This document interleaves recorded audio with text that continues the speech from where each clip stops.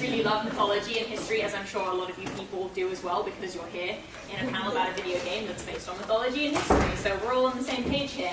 However, as an archaeologist, I am incredibly biased, which means I love Rome and Greece and all of these Western things, and I don't know as much about the other cultures, so I don't want to misrepresent people's living cultures, so what I am going to be focusing on is a lot more ancient mythology and a lot more Western Civ stuff, because I only have an hour, and trying to cover everything that Fate wants to mess with would be absolutely ridiculous, as you will know. I will ask you to hold questions till the end. I like to run this as like 45 minutes of me talking at you, and then discussion, because it turns out, whenever I run this, so save questions till the end, unless it's a question about you don't understand something I've said, then go ahead and raise it. In regards to things, I will try and pronounce everything properly, but we will be looking at Arthurian mythology, and I don't necessarily know how some Old English things are pronounced. Please don't get offended at me if you happen to be a fan of learning Old English. It's not my fault. Or Welsh, because some of the words are Welsh. I'm just saying. It's a blanket statement. It's a blanket statement. I mean, it's true, but I will still be judging you. Alright, that's fine. You can judge me silently, but please no heckling. I can't take this. Okay, so an introduction on what the panel is going to be. We are going to cover some nice concepts of mythology, such as narrative, tropes, imagery, and canon. I will be talking about a variety of series. There will be spoilers. I'm not going to cover anything past what Fate Grand Order is currently at, but I will be talking about Fate Zero, I will be talking about Fate Stay, and I will be talking about other series. So if you are not comfortable with the level that you have, just be aware that I might be talking about things that you have not gotten to.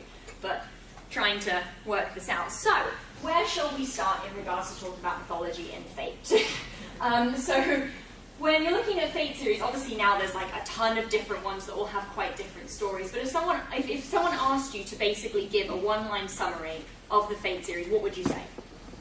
Of the plot? 7 people brought back from district to fight from the Holy Grail. Basically, the Holy Grail seems to be quite a central point in the majority of Fate franchise, and it's very much in the origin of the Fate franchise. The Holy Grail is always at the first and foremost.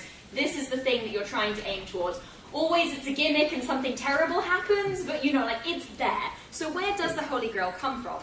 So the Holy Grail comes from the story of Perceval le Gallois, which is the first ever mention of the Holy Grail in literature. So this is a 13th century story written by Chrétien le Troyer. A lot of Arthurian myth is written in French, go figure. And the interesting thing about the story of Perceval is that about a quarter of the text actually covers the story of Perceval. The rest is about Gawain. Why Gawain is in the story of Perceval, I don't know. I don't like Gawain, I don't want him here, but here he is. So Perceval basically goes on this quest, and he goes to the kingdom of the Fisher King. And the Fisher King has 3 magical items, and he sees them being paraded past to the Fisher King, and one of them is described as the Holy Grail. And basically Perceval makes a giant mess of things because he doesn't bless the Grail, and therefore the Fisher King dies because magic, weird Arthurian legend things are involved. But this is the first ever mention of the Grail in history, and it comes from Arthurian mythology, which is obviously important because, like, if someone asked you who the main character of Fate was, what are you going to say? You're going to say Saber, who is King Arthur. That's not a spoiler for everyone, right? Like, that's fine. We're good on that, right? Okay, I did have someone in a Fate panel once who was like, wait, what? King Arthur? And I was like, oh, I am very sorry for you. Unfortunate that happened. So I think it's quite deliberate that the Holy Grail is kind of the main thing that is the plot mover of Fate, given that it is originally from Arthurian legend, and Arthurian legend plays such a massive role within Fate.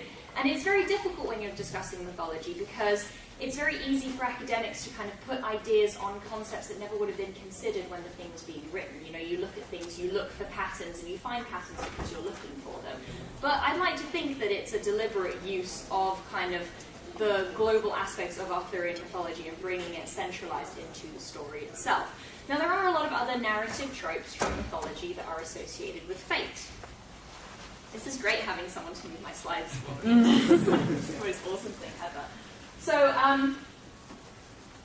so I don't know how many of you read mythology. I assume people like to have a bit of a read for things. There's some very excited fists raising in the background. So especially for ancient mythology and the Western civilization, I don't really like that term, but we'll use it anyway for the sake of ease. You tend to get a lot of stories that begin in medias res, which is a fancy Latin term that just means it starts in the middle of things.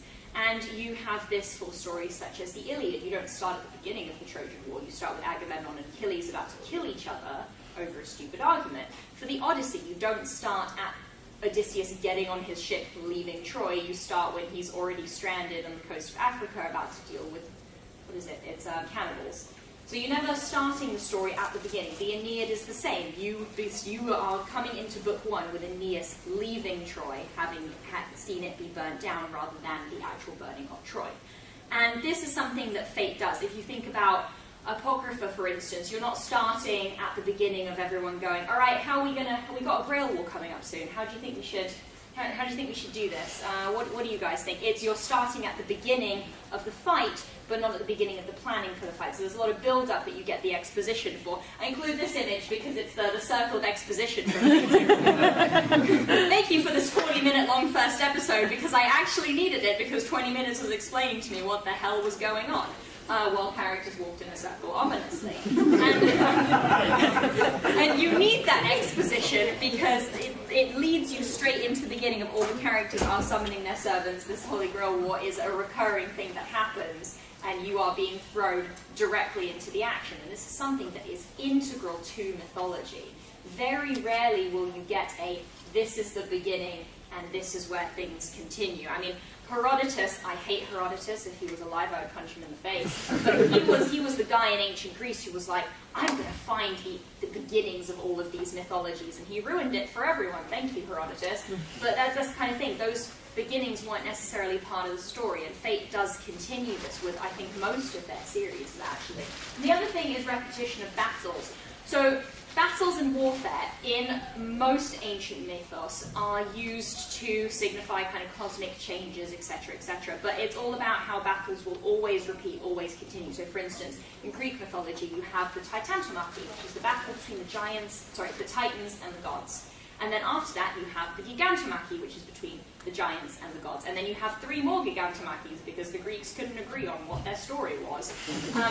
But it's about these repetition and battles that will inevitably happen over and over again. When you think about the Holy Grail War, it is a battle that will always happen, supposedly at regular intervals, but is that ever true? No. But it's that idea that there will always be another battle following, and it's very, very central to all Western mythology, and I'm specifically saying Western not because it's not central to other mythologies, but just because of what I'll be focusing on in this panel. So let's talk about King Arthur, because I assume people here like Saber, sort of thing. Mordred. Hate that guy. You can't sit in the corner and move it. Worst dad ever. So there were a lot of head nods. Yeah, Saber's pretty cool. I'm okay with Saber. Only when you get turned evil. Right, okay, there's some people who decide that they want to be special, that's fine.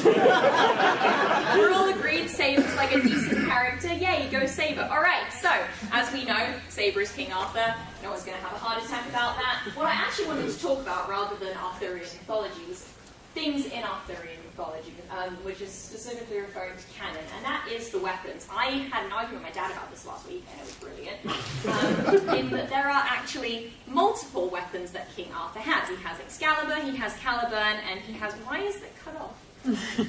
I don't know, you made it. Wrong. Can't make PowerPoints, apparently. Rongomia, which, as we know, all 3 of these come into Fate. So, Saber has Excalibur. Who has Caliburn? Lily. Lily. And who has Rongomia? Boob-Julia. Yes, thank you. So all of these come into play. And so, Excalibur and Caliburn, it's quite interesting. Which one was taken out of the stone? Caliburn, exactly. Excalibur was the one from the lake. This is what my dad and I had an argument about. While I was watching BBC Merlin, which I totally did in preparation for this panel. And it's one of those things where in the actual canon of Arthurian mythology, in kind of the linear aspect, Caliburn is the sword, that Arthur has before Excalibur. So it makes sense that Lily would have Caliber and King Arthur would have Excalibur. Now, Rongomiad is a weird one because there aren't actually many legends where King Arthur uses the sword. Well, uses the spear, it's not a sword. So having it as sort of this alter version, almost, though it's not actually the alter version of Saber, is an interesting use of kind of this side weapon as showing that this is indeed a different version of Saber. She's not just different in how she's, in her class, in how she looks, but also in the fact that she's using a completely different weapon. And I think the weapons are, because they are the noble phantasms, they are quite inherent to the spirits and the kind of animuses of the characters, and so it's quite telling that they are making an effort to use these different weapons, even though you do have to do some research if you want to read a myth where Arthur's like, oh, you know what, for today's fight I'm not going to use Excalibur, I'm going to use the spear. Yeah, let's go with that, because they're not very common. That's not the weapon that we're really going for, and that is not the only weapons that King Arthur has. So he also has Clarent and Pridwen. Anyone want to fight about that? Okay, cool. So who has Clarent? Mordred. Okay. Who has Pridwen? No one knows. Hang on a minute. Mordred at the The beach. other Mordred. Okay, so Clarent's an interesting one because it's actually the sword of peace. So let's all let that sink in for a second. Looking at you over there, Mordred. I don't know what you're talking about. Want to talk about that sword of peace for a second? Which is actually a weapon that Arthur doesn't use, because it is the sword of peace. It's meant to be a symbol rather than a weapon you actually stab. What's the point of it then? So it's quite obviously not necessarily working with Mordred's character, because Mordred doesn't seem to be very set on peace in any shape or form. But I do think that it's a deliberate choice to give Mordred Clarent, because it does fit in with the myth, and I think it's nice to have that kind of contradiction of a character using a weapon that maybe doesn't actually work for their essence, and how that works. Pridwen is a fun one because I did not know this existed. It is a shield and a boat at the same time. That explains it. And this is, yeah, I've seen people in the audience like, oh. Again, I really struggled to find a story where the boat was ever used. I'm really curious as to how, does he just carry the shield around, get to a body of water, throw it in, and it like poofs? Or like, is it a boat in that you can, it's big enough to sit on, and it's a raft? Like, I'm interested here. Do you use Excalibur as the oar? It's like a canoe. Is it a canoe? That's what I'm asking here. And obviously, Pridwen in Fate comes into the rider version of Mordred for the nice summer outfit, and it is a surfboard. So I guess so it is going on water, but I think it's also quite interesting in that what's the color scheme of it? It's like Excalibur. Yeah, it's the color scheme of the sheath. So I don't know if there's anything going on with that. I tried to find references to kind of Pridwen in regards to if there's anything to do with Excalibur, but I couldn't, other than the fact they're both owned by King Arthur, I couldn't really find anything. So that's something for maybe you to look out for. Do you see any more of this colour scheme going on to link the other weapons? But I really just enjoyed the fact that they took a boat for like surfboard. 100%, this is going to be great. And I do think it's quite deliberate. I don't think they're just picking and choosing random things off the wiki and going, yeah, this will do for that, because they are relating it as much as they can. So there is another weapon that King Arthur has, which is Cawena. No one want to call me on that? Brilliant. Which is, it's like a shadow dagger. So I'm like, all right, assassin saber, where's the shadow dagger? It does show up in, it's like a fan and canon Fate thing. I found out about it on the wiki when I was trying to find out what the heck this dagger was. Because when I type in Arthurian myth and this, it actually comes up with Fate as the first result. I have a lot of questions. But basically, someone is trying to use it in the Fate universe, but it is currently not in the main canon Fate universe, so maybe we will get another version of King Arthur who has a tiny little dagger. That would be really cool. Anyone? Some nods, okay. So it's going to show that actually we've got some more mythology that might come in the future, since we're seeing them play around with a lot of these things. Maybe we've got some things to anticipate. So let's talk about some more Arthurian characters. So Like, full disclosure, Merlin is the most interesting part of Arthurian legend, in my opinion. Really don't care about the Knights of the Round Table. So for those of you who don't know, and maybe you do, there are two versions of Merlin in the lore of Arthurian mythology. You have Merlin Ambrosius and Merlin Sylvestris, or as I like to call them, Cool Merlin and Lame Merlin. So Merlin Ambrosius, Cool Merlin, is half demon, absolute troll, tricked a king into unleashing a dragon and then YOLO'd out of there when it comes out as like a 7-year-old. I'm just like, nice, I love this Merlin. Merlin Sylvestris is like the old version of Merlin who sits in a forest and cries about bees. So, you know, they're both magic, but one of them's like hip, cool, and the other one is a lame old man. In Fate, in the North American chapter, it is confirmed that the Merlin in Fate is Merlin Ambrosius. And this is again confirmed in the Valentine's story where you give him chocolate and he's like, ah yes, I feed on emotions. And I'm like, that's weird, Merlin. I'm just trying to give you chocolate and it's just a bit weird and I wasn't a fan. But it's too late once you're in the cutscene. So in that case, you know, maybe, are we going to get like a Merlin altar who's actually like a nice person? Like, I think that'd be really cool. But it's showing that they're not just taking Arthurian legend as a whole kind of conglomerate monster. They're actually picking and choosing specifically what they're doing with the characters. And I do think it's deliberate, and I do think it's quite a nice addition to the franchise to actually show that they are doing a lot of research. And I do think, especially with Fate Grand Order, there's a lot of research going on in the mythology, and it's just nice to actually say, you know, like, thank you for looking this up and doing cool stuff with it. So now we're going to talk about Fu. I love Fu. And so, for everyone who's played up to Solomon, am I going to ruin everyone's day? No, that's fine. So Fu is actually another Arthurian mythological oh, I'm sorry, John. Fu is another Arthurian mythological figure. It's Cathpalug, which is from a 12th century text, which is the story of Sir Kay. So Sir Kay is in the Fate universe. Anyone know what he's in briefly? The thing.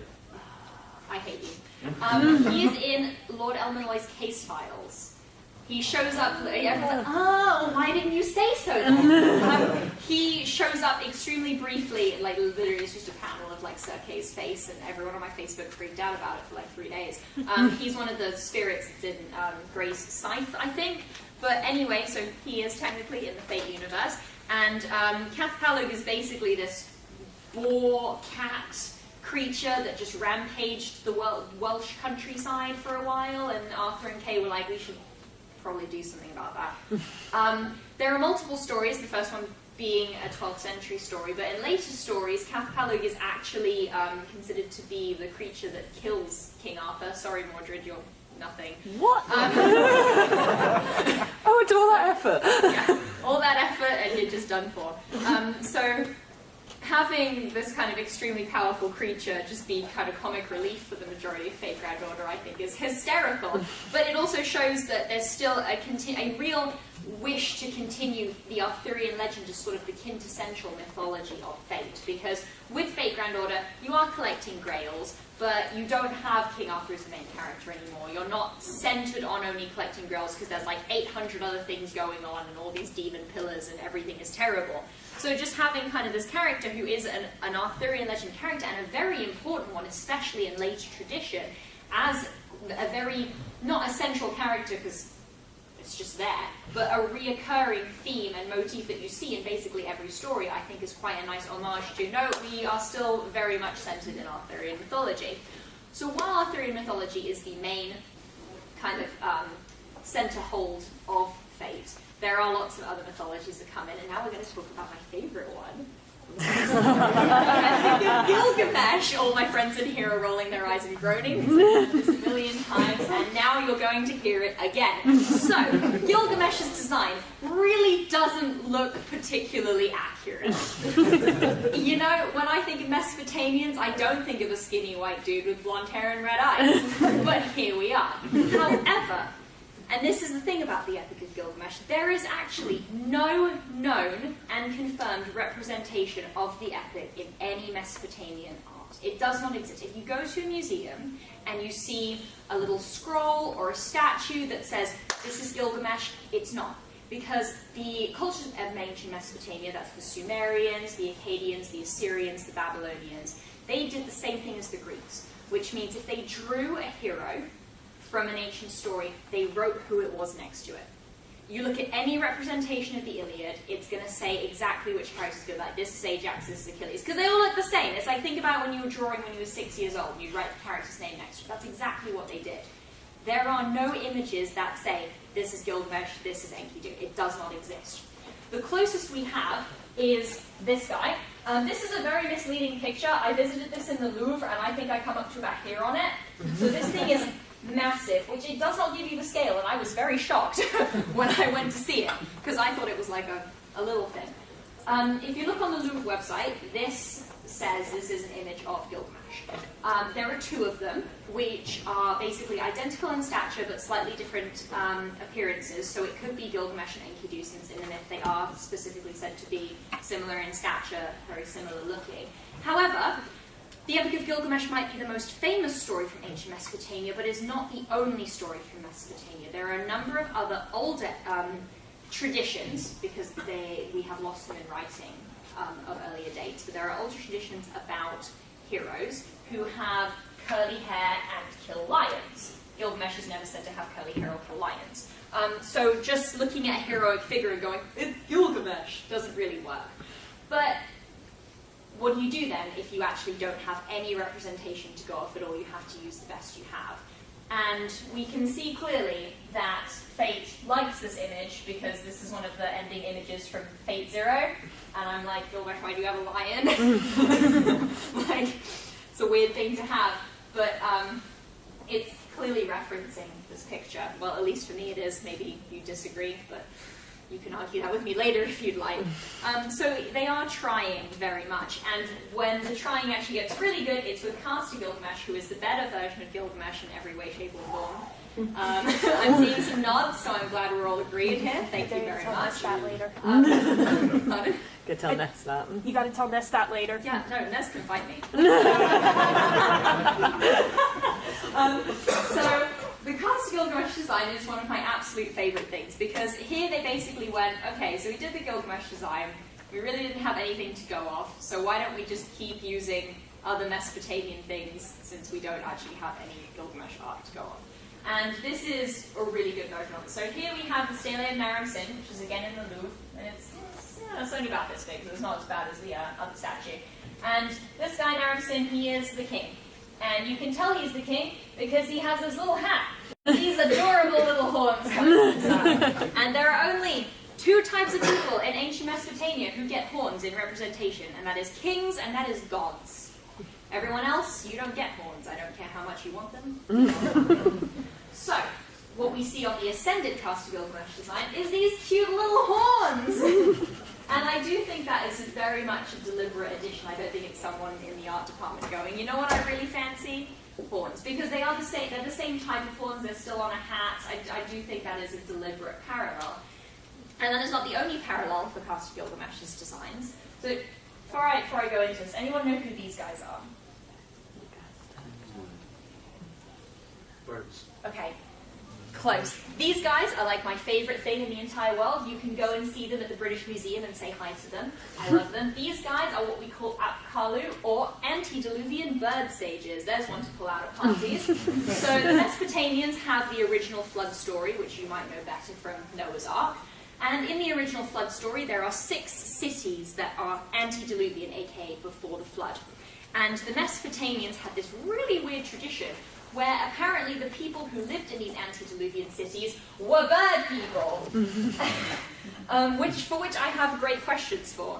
And these bird people are represented doing 2 things normally. They are either protecting the king, or they are protecting the sacred date palm tree, which is my other favourite motif.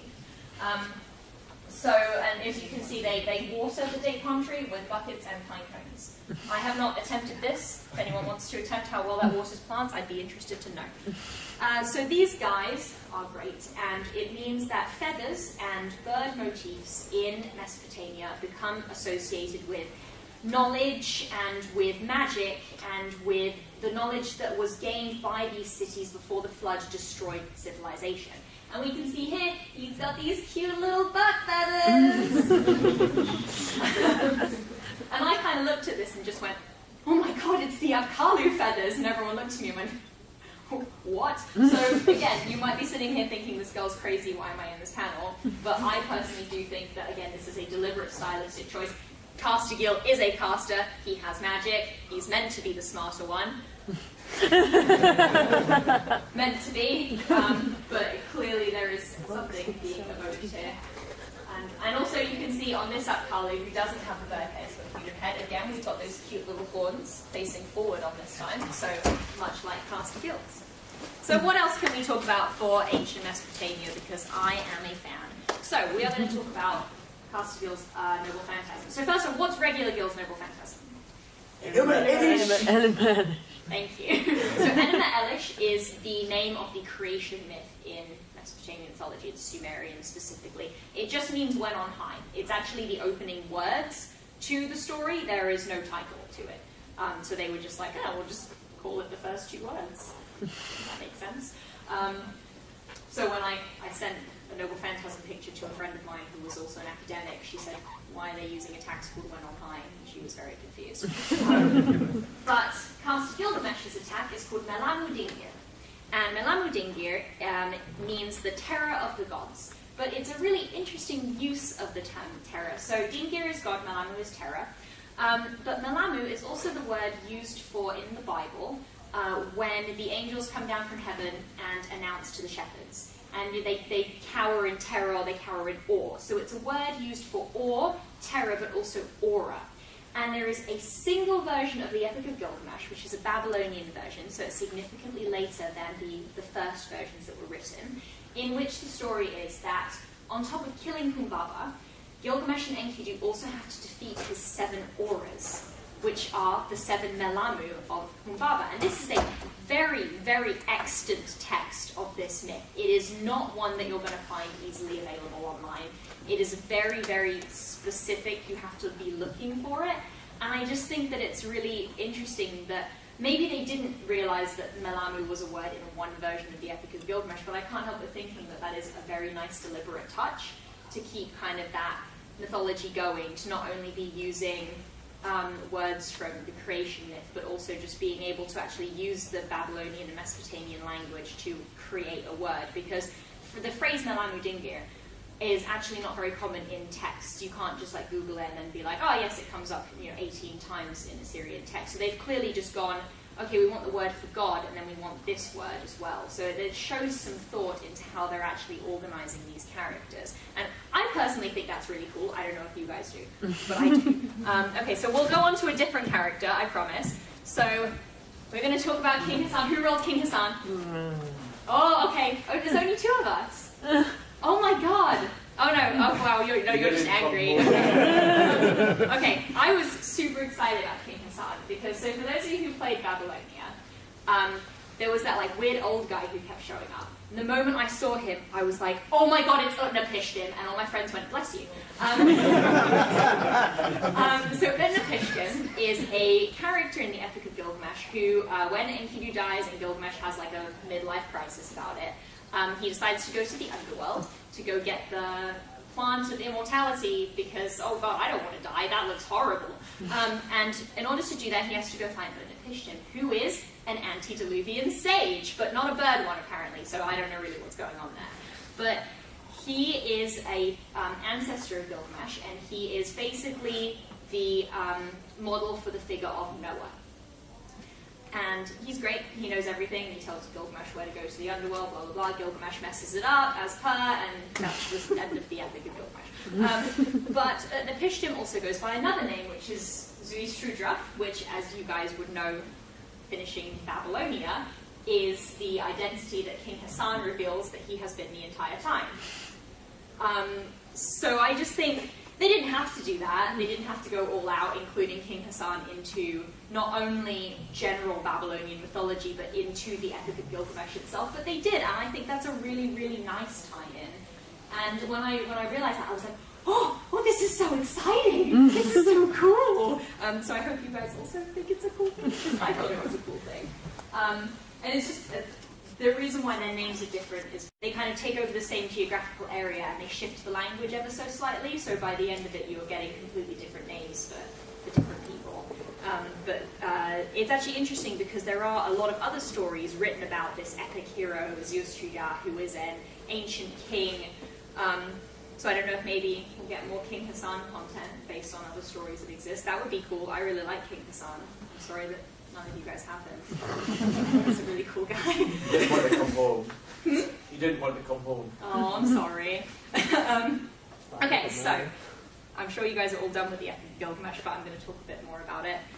So I love Enkidu, but I have nothing to say about him. I just wanted to say that I love Enkidu. We're going to talk about Kingu though, because when I first played Babylonia, I was like, who the hell is this? I was like, really? Who is this?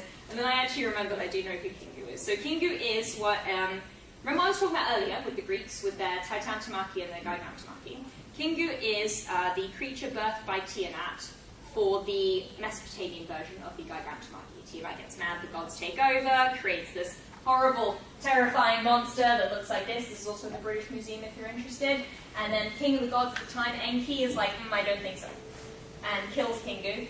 End of story. Gods are in control. Kind of disappointing we didn't get like the anime version of this, but obviously in the Babylonian version it's the spirit of Kingu which is possessing the dead body of Enkidu, which is just mean. Yeah. But it's a nice addition, and I like it because Tiamat's a very old goddess. She is the original Earth goddess, and so Kingu is a figure that exists way, way before the Epic of Gilgamesh. So it just shows that they are actually reading a lot more about the mythology of the area that they're doing, not just picking kind of one theme and running with it. They are doing a lot more background research. But I think Tiamat's probably the more fun one to talk about now. So Tiamat is great because representations of Tiamat in Mesopotamian mythology are this sneaky lady. That's it.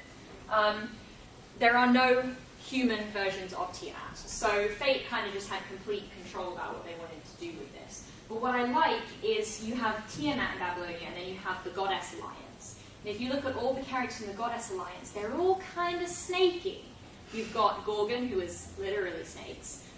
You've got Quetzal at some point, who is a feathered serpent kind of thing going on.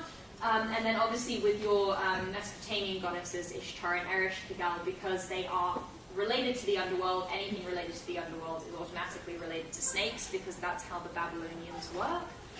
There's this term called chthonic, which basically means if it's associated with the earth, it's associated with the underworld. And because snakes go on the ground, because they don't have legs, they're underworldly.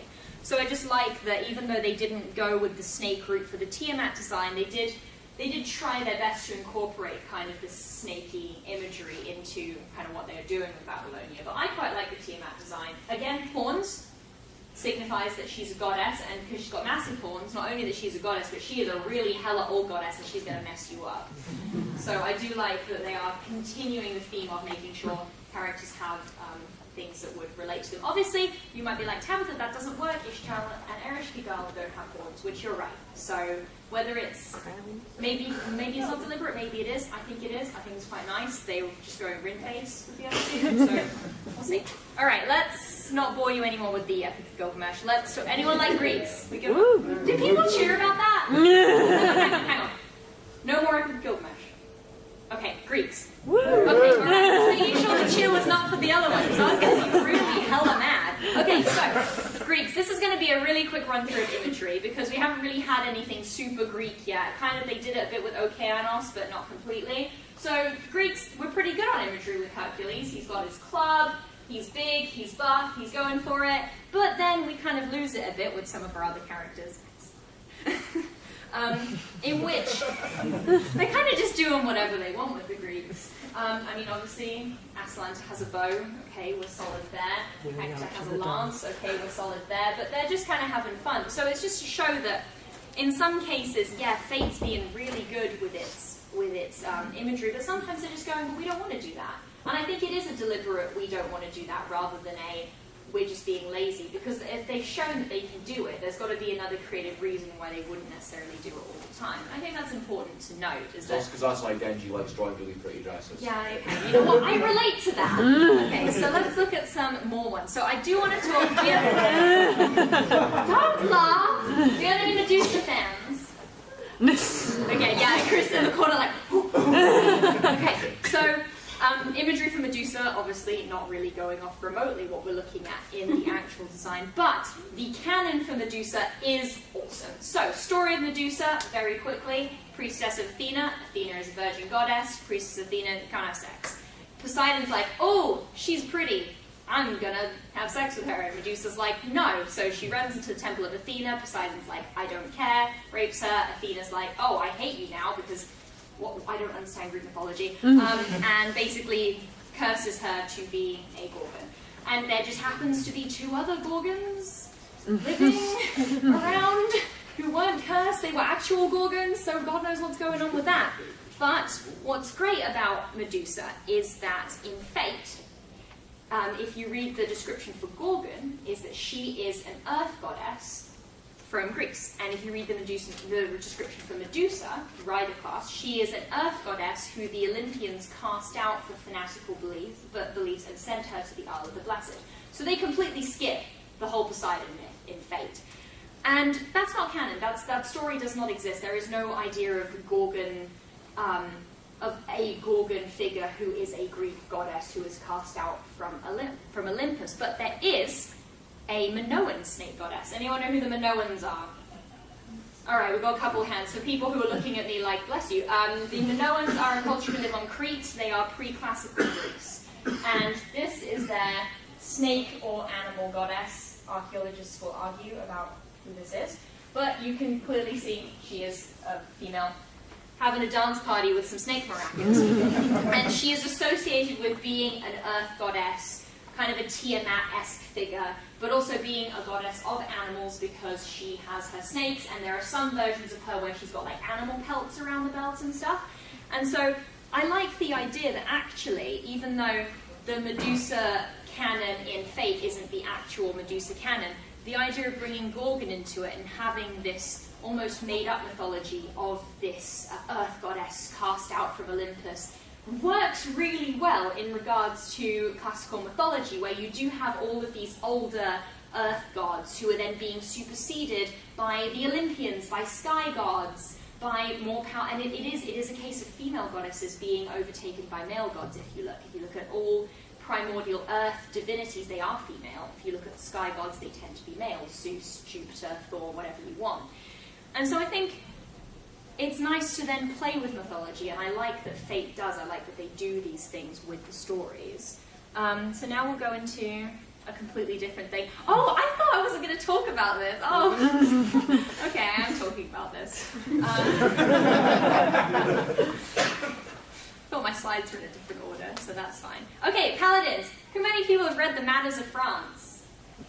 How many people have watched Fate Apocrypha? Alright, okay. Solid, great, everyone. So one of my favorite characters is Astolfo. No. Never would have guessed. Who knew? And what I like about Astolfo is, again, like with King Arthur, all of his weapons are basically from the Masters of France and from other related stories. The Astolfo myths get a bit weird because you have stories like Orlando Furioso, and there are different versions of Astolfo where he's got different names, but all of the things are generally there. One of the things I really wanted to bring up was imagery, though. I was in the National Portrait Gallery in London the other day, and I saw this. And I was like, hold on a second, I know this image. At first I was like, oh, it's a medieval Perseus freeing Andromeda, and then I was like, that's stupid. And it is an image of Astolfo or Orlando Furioso, depending on which version you're reading. And you can see here, he's on a griffin, and look at this beautiful lance. Obviously it's not as ornate as Astolfo's, but it is pretty similar, I think. And the griffin is like a nice image too. And I just like that it's just a bit of homage, and it just shows that it's not just general Fate where they've gone through the effort to keep characters from the same mythologies together, but they've also just added in these little details where it's clear that they've done their research, looked at images, and actually made an effort to put a lot of imagery in. Should we go to the next one? How many slides do I have? Oh, I'm good. Okay. Am I the only one who looked at Sigurd's design and was like, oh my god, it's Kylo Ren? Because I really did. I love his mask. But yeah, so then we also get some interesting playing about with mythology, like with Medusa and Borgen again. And we get this with Siegfried and Sigurd. Does anyone know why they're two separate characters? Basically, they're the same story. They're exactly the same story, but they're from different countries. And so kind of like how we have multiple versions of Vlad, where if Vlad's summoned in one country, he's the hero, and if he's summoned in another country, he's Dracula, or vampire, or whatever you want. And it's the same with Siegfried and Sigurd, is that they're the exact same story, but from a different century and a different part of Northern Europe. And so Fate's just gone, oh, we're just going to make two separate characters then. And I think that's quite an interesting choice, because it's a case of, well, the concept of fate being that you're summoning a mythological character, there's no reason why you can't have multiple versions. There are multiple extant texts. And we've seen that with, how many versions of Arthur do we have? Please don't want to know. I don't actually want to know. How many ring faces do we have now? But it's that kind of thing. It's, well, if you can do this with having multiple Arthurs, then let's look at kind of other versions of the same myth and kind of going off that. And I think that's quite nice that they're doing that now. I don't think it's that they're That's amazing.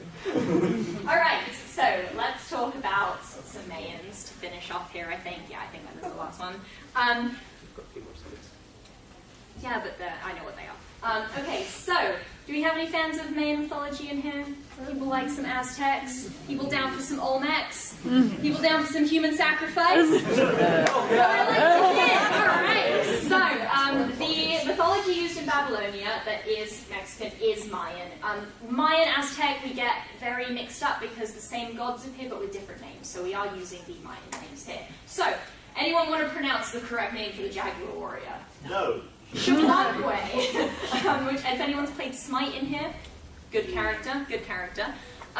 So as you can see, what? We have a case where Fate has just gone, no, I don't want to. I don't want to use that image at all. But obviously with this character, with the Jaguar warrior, they're referencing something else, they're using the character to do something else. And so I wonder if maybe the use of mythology and mythological accuracy in character design in Fate is actually deliberate. It's a case of trying to showcase, in this instance, the character looking like they would is actually important, whereas in other cases, the character is important for other reasons and not simply their mythological role.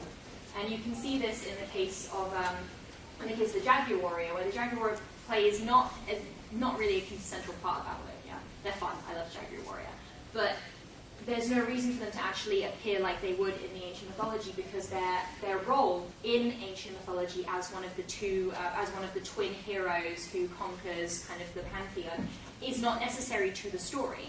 Whereas in regards to Quetz, who I love Quetz, people roll for Quetz. I hope you did. Yeah, Good, they good. still didn't come home. Oh, okay. I'm so sorry. Spot gotcha for life. I love Quetz. So Quetzalcoatl is our feathered serpent, and I just found some nice images. This one's my favourite. And obviously with Quetzalcoatl's design, we see a lot more use of the original imagery, even though she's not a flying snake. But you've got the traditional Mayan weapon, and you've got the design on the shield, and you've also got all of these feathers everywhere, and you've got this headdress, because Quetzalcoatl is a king in the gods, he's very important. And the headdress as well, with these kind of tails, is very much mimicking the feather on the feather's headdress for Quetzalcoatl. And that's, if you think about it, Quetz does play more of a major role in Babylonia than the Jaguar warrior, even though we all love the Jaguar warrior. And so it's maybe affirming this idea that the accuracy of the design is because their powers are more necessary to the story, their role is more necessary to the story, or something of the sort. And again, that's really just me spitballing, trying to look at these and go, rather than just spit facts out, trying to think of why they would do this, because it's clear that they do put a lot of energy into making mythologically accurate designs. So there's got to be some reasoning behind not doing it, and behind doing more creative things that aren't using that. So that's really, so it's a case of why does this matter? Why have you sat here for, I don't know, 45 minutes and listened to me go, oh, the Epic of Gilgamesh is so great. And I think it's because it's really cool to see franchises expanding and using mythology and history in a unique way. And that it's just fun to just talk about it and go, well, does this work? Does this add to our enjoyment of it? Does it take away from our enjoyment? Do we care at all? Are we just here for PNG images of our waifus? Like, what are we here for, you know? So that's kind of what I wanted to go over. Hopefully you learned some cool things. If anyone has any questions, points of discussion, things they want to raise based on what I've said, I'd love to hear it. I hate that guy. Yes? If Quetzalcoatl flies, are they associated with the ground of the earth? So Quetzalcoatl is a really weird one. Because they're the king of the gods, they're counted as a sky god. It's really the Mesopotamians and the Greeks that go ham for like snakes are chthonic, snakes are chthonic. Everyone else is sort of like, they could be chthonic. But then again, you've got to remember, where do flying snakes come from? Dinosaurs. No, what? Like, you know the snakes that fly. Like, in the modern period, there are snakes that jump out of trees. Yeah, where are they from? Yeah, they're from Central and South America. So a Greek person in 5th century CE has never seen a flying snake. Unless they've thrown it. They've never seen it. So they're not going to think the snakes are from the sky. But if you're a Mayan wandering around the jungle doing some hunting, you're like, oh my god, it's a snake! So you're going to associate snakes differently than if you're in a country that doesn't have terrifying flying snakes. It's kind of where I would go with that. I don't know if you agree, but that's what I'm thinking at least. Yes? So the Mesopotamians with the multiple names and shifting over the period because of things, I wonder if they've included any of the stuff where, well, they had a tendency to literally nick each other's gods and run off with them because the gods were physical objects in the temples. And I wonder if that has any part of the way they've used, like, that one. An efficient. Yeah. And the other one, the King Eris, turns out to be. Yeah, no, those names are the worst to pronounce in the entire world. I totally get you. Mesopotamian in general, just what the hell. Yeah, it's absolutely true. Personally, I think that it's because Utnapishtim only appears in the epic, whereas Yosudra has a lot more sagas about him. And so that's why I'm kind of wondering, will they do anything else with King Hassan because they've deliberately used that name rather than the other name? Because Utnapishtim only appears in the epic, and it's very clear they're the same figure. It's very, very clear. So I don't know if maybe they thought Utnapishtim just sounds stupid. It's got the word pish in it. To know that, but it is a really good. It's a really good thing to mention that. But it's like the Ishtar and Ereshkigal thing. Is that are they the same goddess? Are they two separate goddesses? Because for the Sumerians, they're two separate goddesses, but the Babylonians are doing some weird thing with the Queen of the Night motif for Ishtar, where she's also the goddess of the underworld at the same time. But that doesn't appear earlier, and it disappears later. So what are we doing here? And I like that the Ereshkigal Ishtar thing isn't very clear in the Babylonian arc, because it's not clear in the original mythology either. You're like, what is happening in my life? One thing I found interesting in Fate is specifically what they've done with Scarfing. Because what they did when, if you got her like in her Arcaster form, where they've merged her with Skadi as well, she actually has her castle as her noble phantasm. But the weird thing is, the castle is still a place you can actually go visit, even though it's a bit of a ruin. Yeah, that's really cool actually. I want to go visit that castle now. Come up to Scotland, go to Skye. Alright, I'll come visit. Don't do it, it's wet all the time. Yes. So do you have any predictions on what mythology they might use next? Okay, so basically, like, before Lost Belt was announced, where they were going, I was basically banging on the table going, Trojan War! Trojan War! Trojan! And it looks like it's not going to happen now. They are doing, one of the arcs is Greek. I know that, and my friend has been giving me, like, all of the leaks about it to see if I can work out what it is. So right now, I don't know if it's confirmed or not, or if it's just the thought. It's meant to be the Caledonian Boar Hunt, is one of what the next things is going to be. And I think we were trying to work out because they're going to have a god and it's going to be a hero, I think. And so They've already made it clear that one of them's going to be Orion. Yeah, they said one was going to be Orion, but that we knew from the beginning. But they were trying to put another god in, and I think the idea was either Zeus or Poseidon. But then they were trying to put a hero in who's associated with fire. Meleager is one of the leaders of the Caledonian war hunt, and he's the one who gives Atalanta the prize in the end. So, and he's associated with fire because he's the guy who his lifespan is linked to the little piece of burning wood, because that's how Greek mythology works.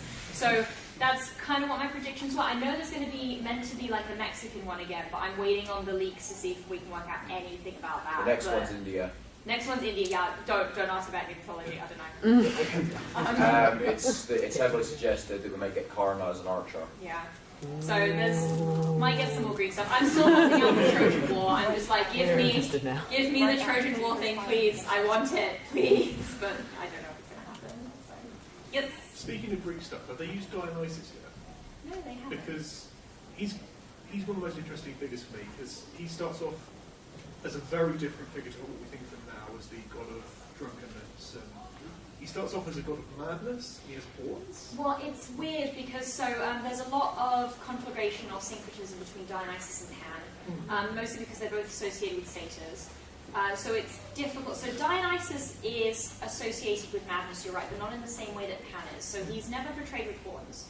Dionysus is considered an Eastern god, so he's considered quite dangerous to the Greeks because he's not one of their native gods. There's this great passage from Virgil where Dionysus appears as like this young boy covered in vines on a boat and just wrecks these pirates' boats for the lols.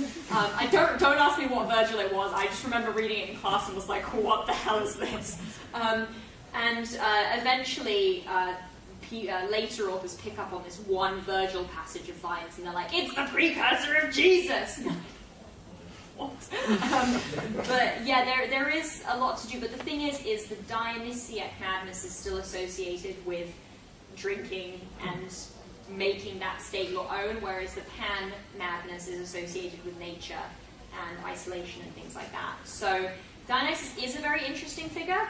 It would be, I'm not sure if I actually want more gods in Fate Go. I'd rather like heroes and stuff because I just think it's more interesting because there's less imagery, so it's more fun to like research it. But I don't know, Dionysus is noble phantasm throwing trees at you. Wine bottles. Yes? Right, pardon my ignorance on this and such, but I just want to drag it back to Arthurian legend and such. Basically, I only have one of the Sabre altars, the Christmas one, and their noble phantasm is Excalibur Morgan. Now, is that just because it's related to Morgan Le Fay, who apparently is just a bitch that sired daddy issue girl, or is it just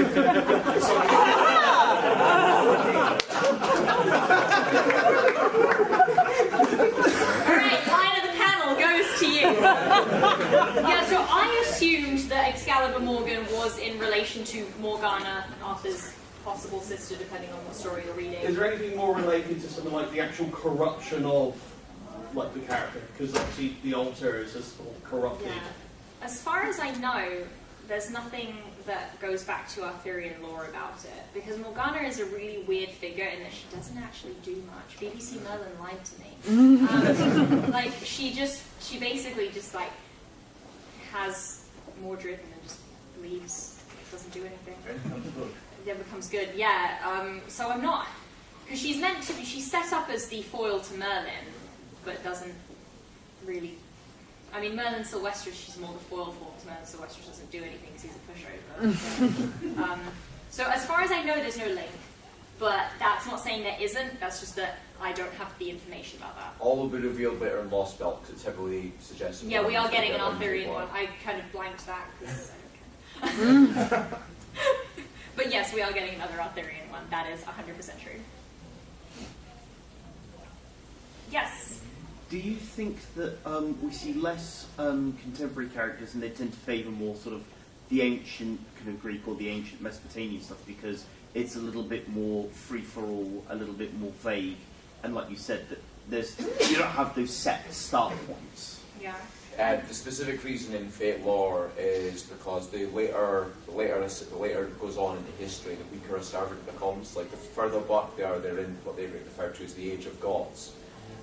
So that the more powers and such they have. So like if someone was say from the 19th century, they tend to be a lot less powerful than say like you'd say someone like for instance. I think in Fate like there's a specific thing called mystery, and the more mystery legend has, the more powerful they have. So the closer it is to the common day, the weaker that they are.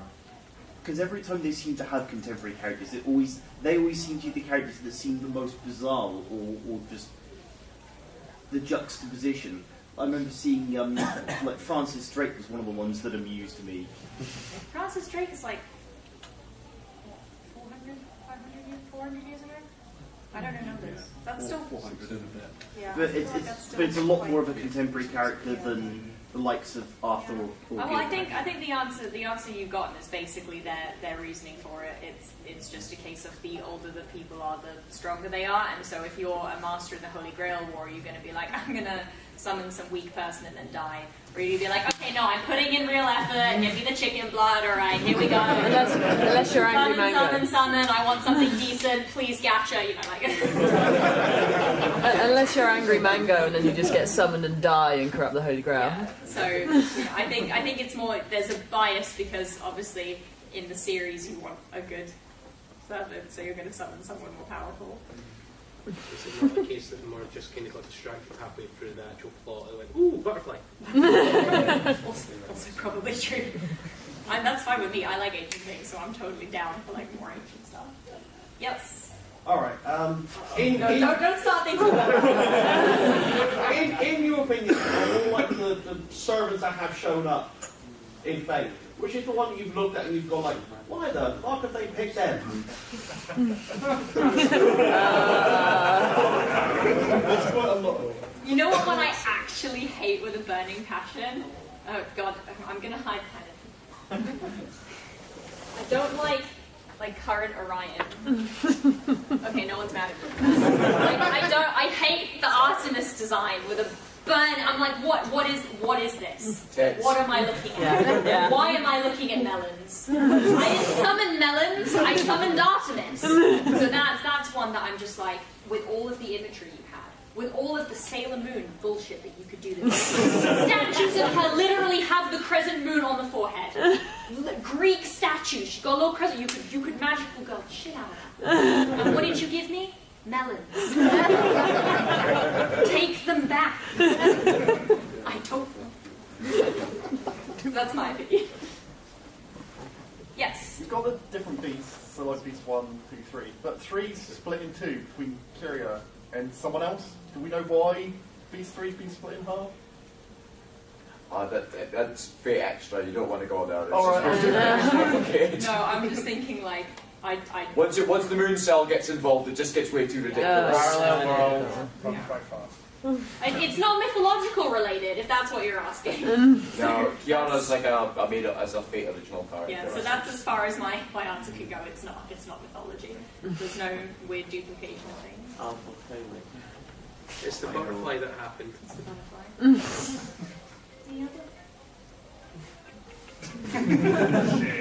Anyone else? I'll get it. Okay, well, if people don't have any more questions, thank you for coming. Thank you for listening. For those of you in fake cosplay,